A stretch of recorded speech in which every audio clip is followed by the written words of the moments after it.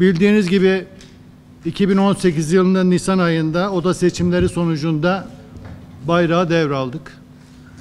Bizden önceki yönetim kurulu başkanlarımız ve yönetim kurullarımız, meclis üyelerimiz nasıl Gaziantep ve ülkemiz için canla başla çalıştılarsa bundan sonraki dönem içerisinde de biz de yönetimimiz de meclisimiz de elimizden gelen tüm gayreti göstereceğiz ve Gaziantep Sanayi Odası'nın hak ettiği yerlere ulaştırma yolunda kararlılıkla ilerleyeceğiz.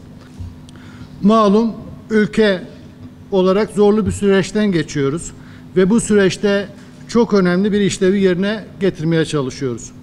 Tüm güçlüklere rağmen doğru bilgiyi kamuoyuna ulaştıran ve toplumu bu yönde bilinçlendiren, işiten kulağı, gören gözü olan siz değerli basın mensuplarına çalışmalarınızdan dolayı da şahsım adına çok teşekkür ediyorum. Kıymetli basın mensupları, bizler de işletmelerimize vizyon katacak, üretim süreçlerini geliştirecek, ihracatı artıracak, pazar araştırmaları üzerinde çalışmalar yapıyor, projeler geliştiriyoruz.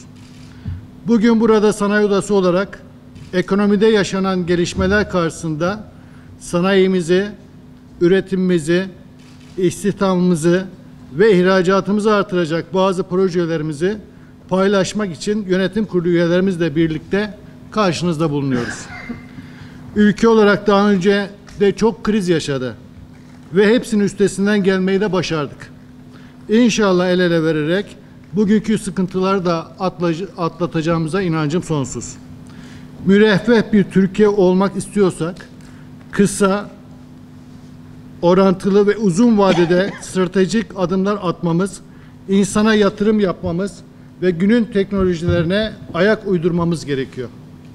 Bu kapsamda sanayi odası olarak geçmişten günümüze iş dünyamızın sesi olmaya ve ülkemizi yukarıya taşıyacak projeler geliştirmeye devam ediyoruz. Bugün burada devam eden ve yeni başlayacak olan bazı projelerimizi sizlerle paylaşacağız. İçerisinde bulunduğumuz Gaziantep Sanayi Odası Mesleki Eğitim Merkezi'ni kısaca anlatmak gerekirse, nitelikli iş gücü yetiştirme ve buna bağlı olarak sanayicilerimizin kalifiye eleman ihtiyacını karşılama noktasında hayati önem taşıyan Mesleki Eğitim Merkezi projemizi 2017 yılının Nisan ayında ülkemize kazandırdık. Gaziantep Sanayi Odası'nın koordinatörlüğünde İpek Yolu Kalkınma Ajansı'nın destekleri ve Gaziantep Organize Sanayi Bölge Müdürlüğü'nün işbirliğiyle kurduğumuz bu merkez 11.000 metrekare kapalı alana sahip ve içerisinde 20 atölye, laboratuvar ve 28 eğitim salonu bulunuyor.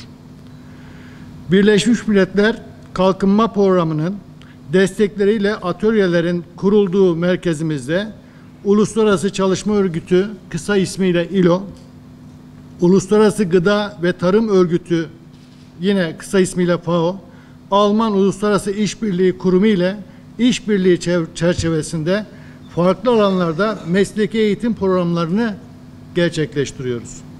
Çalışanlara kişisel gelişim eğitimleri, mesleki yeterlilik sınavına girecek olan kişilere de yeterliliğe dayalı eğitimler veriyoruz. Şu ana kadar yaklaşık 2200 kişiye eğitim verdik. Değerli basın mensupları, Gaziantep Sanayici İşbirliği'nde mesleki eğitim programını açıklamak istiyorum. Kısa ismi GASİMEP. Mesleki eğitim konusunda Gaziantep Sanayi Odası olarak Milli Eğitim Bakanlığı ile gerçekleştirdiğimiz Gaziantep Sanayici İşbirliği'nde mesleki eğitim projesi GASİMEP kapsamında okul çağında olan öğrencilere ve okul çağını bitirip de meslek sertifikası olmayan, meslek edinememiş kişilere meslek eğitimi veriyoruz.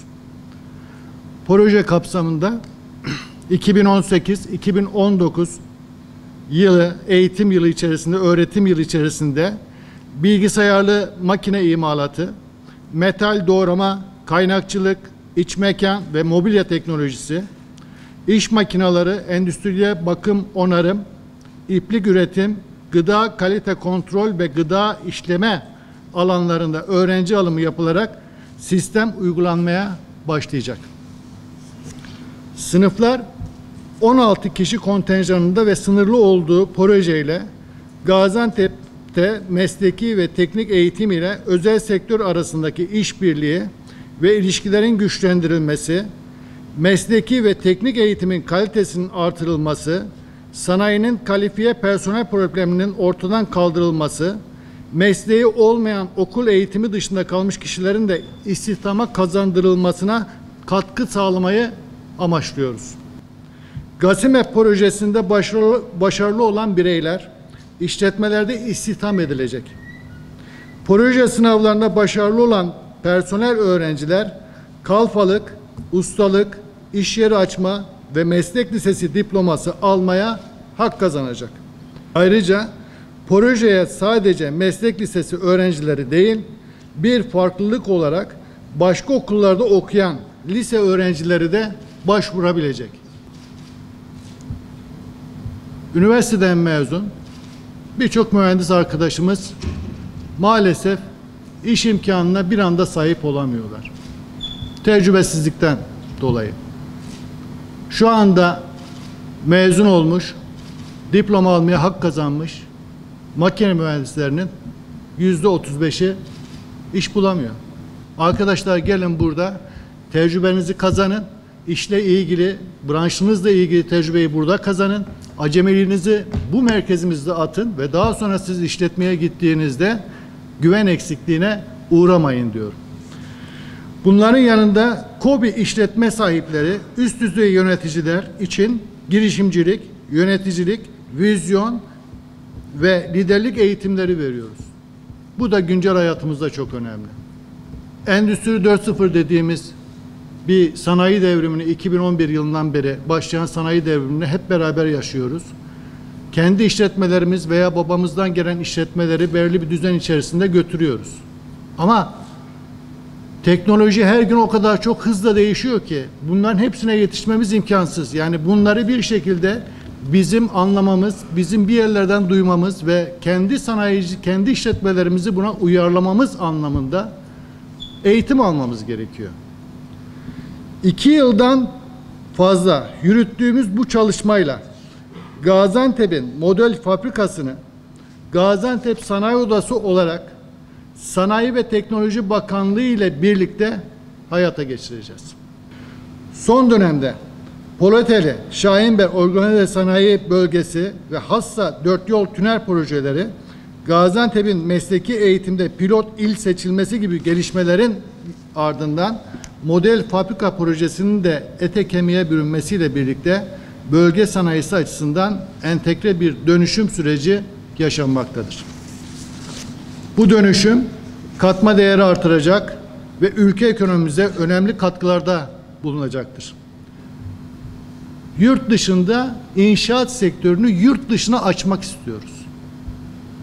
Ve burada İnşaat Mühendisleri Odası'nın da katkılarıyla Türkiye'den gelecek çok önemli isimler var. Onlar da seminerler verecekler. Bu konudaki düşüncelerini aktarmaya çalışacaklar. Bu doğrultuda da yurt dışında iş imkanlarını nasıl bulur bizim inşaat sektörümüz? Bunu hep birlikte arayışında bulunacağız. İçinde bulunduğumuz şartlar çok güzel, hiçbir şey yok, lay lay lon. Yani böyle bir şey de yok. Yani bunu da diyemeyiz. Tabii ki sıkıntılı günler geçiriyoruz. Ama 2000 yıllık devlet geleneği olan bir ülkede yaşayan bizler çok zorlu günler geçirdik. Bu krizler atlatılmadı mı? Bunların hepsi atlatıldı.